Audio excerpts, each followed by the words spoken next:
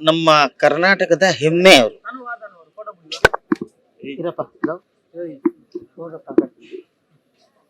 ಹೆಮ್ಮೆಯ ಕಲಾವಿದೆ. ಅವರು ತಗೊಳ್ದಿರೋಂಥ ಪ್ರಶಸ್ತಿ ಇಲ್ಲ, ಅವ್ರು ಮಾಡದಿರೋಂಥ ಹೀರೋಗಳಿಲ್ಲ, ಅವ್ರು ನಟಿಸದೇ ಇರೋಂಥ ಭಾಷೆ ಇಲ್ಲ. ಎಲ್ಲ ಭಾಷೆಗಳಲ್ಲೂ ನಟಿಸಿ ನೋಡಿ ಎಷ್ಟು ಸ್ವಾಭಿಮಾನ ಅಭಿಮಾನ ಮೇಡಮ್. ಮತ್ತೆ ಕರ್ನಾಟಕದಲ್ಲಿ ಬಂದು ಇದೇ ಮಲ್ಲೇಶ್ವರದಲ್ಲಿ ಜೀವನ ಮಾಡ್ತಾ ಇದ್ದಾರೆ. ಎಷ್ಟೋ ಜನ ದೊಡ್ಡ ದೊಡ್ಡ ಕಲಾವಿದರು ಕರ್ನಾಟಕದಿಂದ ಹೊರಗಡೆ ಹೋಗಿ ಪದ್ಮವಿಭೂಷಣ ಎಲ್ಲಾ ಪ್ರಶಸ್ತಿಗಳನ್ನ ತಗೊಂಡಂತ ಸುಮಾರು ಕಲಾವಿದರು ಇದ್ದಾರೆ.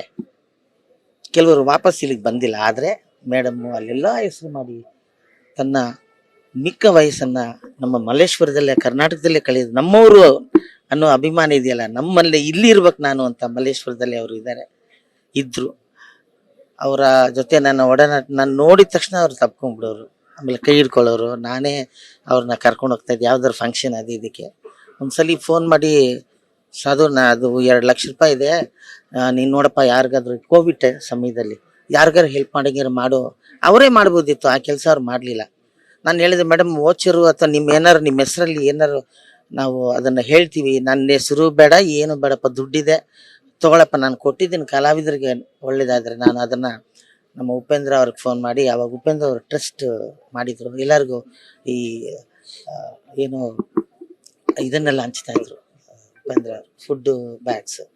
ಸೊ ಅದಕ್ಕೆ ಹೆಲ್ಪ್ ಆಗಲಿ ಅಂತ ಅವ್ರು ಏನು ಒಂದು ವೋಚರ್ ಕೂಡ ಕೊಟ್ಟರು, ತಗೊಳ್ಳಿಲ್ಲ. ಉಪೇಂದ್ರ ಅವರು ಇದಕ್ಕೆ ಟ್ರಾನ್ಸ್ಫರ್ ಮಾಡಿ ಅದನ್ನ ಎಷ್ಟೋ ಕಲಾವಿದರಿಗೆ ಹೆಲ್ಪ್ ಮಾಡೋದಂತ ಮಹಾನ್ ಒಳ್ಳೆಯ ಹೃದಯ ಇರುವಂಥ ನಮ್ಮ ಮೇಡಮ್ ಅವ್ರನ್ನ ನಾವು ಕಾಯ್ಕೊಂಡಿದ್ವಿ.